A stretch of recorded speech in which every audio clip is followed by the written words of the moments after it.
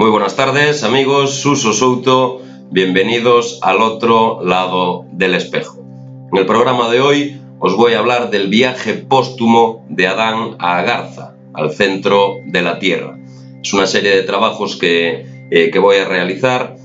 correspondientes a unos manuscritos sirios de principio de era, conocidos como la Caverna de los Tesoros. Esto es pues la narración más antigua oriental del viaje pues, de los magos de Oriente, que tocaré en otro programa muy interesante, y que centra su narración pues, en un punto básico, que es el centro de la Tierra, cuál es el Gólgota, en el que se reúnen pues, las fuerzas de la creación. Allí también radica el secreto del sepulcro del primer hombre creado, Adán, conocido por todos, cuyo cadáver pues, protagonizó un singular viaje a ese centro de la Tierra, cuyo ciclo simbólico pues, quedó cerrado en la posterior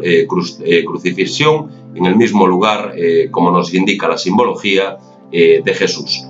Según refiere esta antigua narración oriental, Adán, después de su caída, esa expulsión del paraíso, habría llevado los tres dones, el oro, el incienso y la mirra, a la caverna de los tesoros, situada en las afueras del paraíso, y allí los habría depositado. Después fueron pasando de generación en generación hasta que, de acuerdo con las instrucciones dadas por Adán a Set, su tercer hijo, fueron llevados por los magos a Belén, los magos de Oriente, y ofrecidos al Mesías. Con ello, los magos reconocieron todo el ministerio de la salvación centrado en Jesucristo, y precisamente por los presentes que le llevaron: oro para el rey, mirra para el médico e incienso para el sacerdote. Por ende, Cristo se igualó en todos sus aspectos a Adán. Así lo dispuso Dios al hablarle a Adán después de la caída de éste: y aquel que sobreviva en aquellos días tomará tu cadáver, lo transportará y lo depositará en el centro de la tierra, en donde yo os señalaré, pues allí tendrá lugar tu salvación, la tuya y la de todos tus hijos.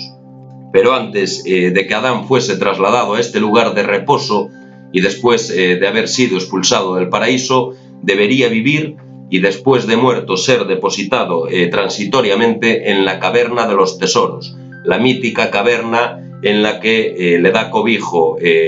Yahvé a Adán y a Eva, una vez expulsados pues, del paraíso, hasta que finalmente pues, discurre la evolución. Esta caverna, que es como una grieta, como un plano que separa el paraíso o el Edén, ¿vale?, de nuestro mundo terrenal. ¿Por qué estamos siempre mirando hacia arriba cuando todos los escritos, o la mayoría de los escritos de las culturas sagradas, nos lo indican abajo? Algún tipo de plano, algún tipo de grieta puede existir en esta caverna de los tesoros, o incluso en el Gólgota, que os comentaré. Le sigue diciendo: pero ordena a tus hijos y diles que después de tu muerte deberán ungir tu cuerpo con mirra, con canela y con aceite de mirra, y depositarlo en esta caverna, en la cual os dejaré vivir desde hoy y hasta el tiempo en que acontezca vuestra salida de los alrededores, la salida definitiva de los alrededores del paraíso a la tierra situada en el exterior, un cambio de mundo. Y cuando Adán deseó conocer a Eva, tomó de los límites del paraíso oro, mirra e incienso, totalmente repetitivo en la Biblia, y los colocó en la caverna, la bendijo y la santificó, de forma que fuera el santuario suyo y de sus hijos, y la llamó la caverna de los tesoros. En la hora de la muerte de Adán, este mismo le revela a Set, al hijo, tal como se lo explicó Yahvé, las instrucciones que le diera este supuesto Dios pues con respecto a lo que había que hacer con su cadáver, siempre con vistas a reunir los orígenes de la especie humana en un solo punto, que sería el centro de la tierra, el Gólgota. Lo de Agartha, que os nombro, igual os parece raro, pero no es un nombre inventado ni conspiranoico, sino que se da en relatos muy similares, pero en la religión hindú. Cuando yo haya muerto, le dice Adán a Set, deberán depositar mi cuerpo en la caverna de los tesoros, y aquel que sobreviva de todos vuestros descendientes deberá, en el día que se produzca vuestra salida de este país, de las inmediaciones del paraíso, llevarse consigo mi cadáver y deberá transportarlo y depositarlo en el centro de la tierra, porque allí, mirad lo que nos dicen, me será concedida la salvación a mí y a todos mis descendientes. Y tú, mi hijo Set, sé guía de los hijos de tu pueblo y guía a los limpios y santos en pleno temor de Dios, qué manía de tener que temer a Dios, y mantened a vuestros descendientes alejados de los descendientes de Caín el asesino. Luego, tras la primera rebelión de los descendientes de Set, el tercer hijo que descendieron de la montaña sagrada pues al campamento de los hijos de Caín, los hijos de la maldad y de la degeneración, como así nos lo transmite la Biblia, para disfrutar pues de los placeres y de los deleites de las mujeres de la llanura maldita, se sucede ya inmediatamente el gran diluvio. La llanura maldita que posteriormente y postdiluvio pues también se vuelve a repetir y se vuelve a hacer evidente pues con Lot, el sobrino de Abraham, y toda la destrucción de las ciudades de la llanura, de Sodoma y Gomorra, para que veáis simbolismo puro, antediluviano, postdiluviano, e igual que las historias del Nuevo Testamento pues también van siendo copiadas del Antiguo. En ese momento, en la montaña quedaban ya solo 8 personas, Noé y sus hijos Sem, Ham y Jafet, el padre de Tubal, y sus mujeres, las 4. Por si acaso no dan los nombres, aunque sí los tenemos. Para su salvación recibieron instrucciones concretas de cómo debían constituirse una embarcación sólida en la que además debían albergar el cadáver de nuestro padre Adán y estos 3 objetos de sacrificio: oro, incienso y mirra, esa famosa embarcación sólida, esa famosa arca de Noé. Con la embarcación salvadora aparecen una vez más, como en tantos otros pasajes de la antigüedad, signos tecnológicos, cuyos detalles pues no encajan en el mundo del hombre primitivo ni en el mundo espiritual. Leemos así, en la caverna de los tesoros, que el arca estuvo cerrada y sellada y que el ángel del Señor estuvo apostado en su techo como timonel. Barca, submarino, nave espacial, tecnología avanzada, ¿qué sería este arca y dónde atracaría, ¿no? Otro de los grandes misterios. El arca entonces voló con las alas del viento por encima de la corriente, de este a oeste, y describió una cruz sobre el agua. Y el arca voló por encima del agua durante 150 días y llegó a un lugar de reposo en el 7º mes. Aquí ya no hablamos de 40 días y 40 noches, sino unos días, una fecha exacta, 150 días, y como se repiten en otros documentos, tanto bíblicos como de otras culturas, ese arca no viajó por el mar, sino por el aire. En numerosas ocasiones, este mensajero y ángel, el que estaba al timonel, el emisario, pues aparece en situaciones que connotan una tecnología superior al conocimiento humano. Lo podemos ver en muchas de las revelaciones, tanto de Ezequiel como de los grandes profetas, y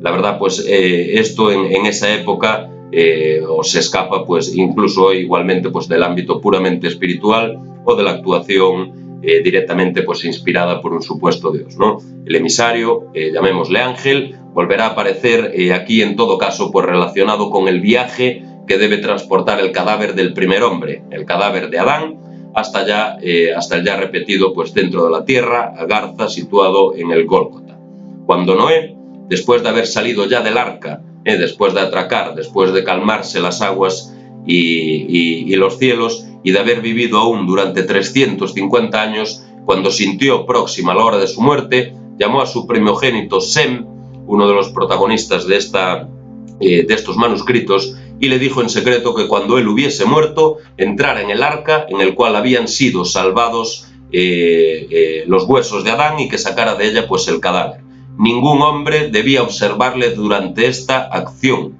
y le ordenó también Noé a Sem que se llevara consigo a Melquisedec y que depositara el cadáver de Adán en el punto central de la tierra. Melquisedec, el rey del mundo, el adorador de él, Elión, ¿vale? El personaje más místico y de más alto rango de todos los que se nombran en nuestra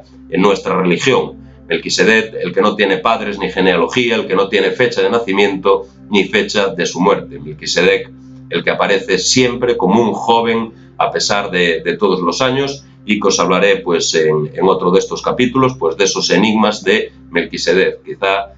para frikis como yo, el Tom Bombadil del Señor de los Anillos, uno de los personajes sin duda, o para mí personalmente el más misterioso de todos, incluso por encima de Cristo. Y añadió: y observa que el ángel del Señor os precederá y os mostrará el camino que debéis hacer, y también el lugar en el que debe de ser depositado el cadáver de Adán, o sea, el punto central de la tierra. Y allí se reúnen 4 cabos, pues cuando Dios creó la tierra, su fuerza corría delante de ella, y la tierra, procedente de 4 lados, corría detrás de ella como los vientos y las suaves brisas, y allí se detuvo y descansó su fuerza. Allí se consumará la liberación para Adán y para todos sus hijos. Desde Adán hasta nosotros ha sido transmitida esta historia a través de todas las generaciones. Date cuenta de que esta historia ya no volverá a ser explicada en ninguno de todos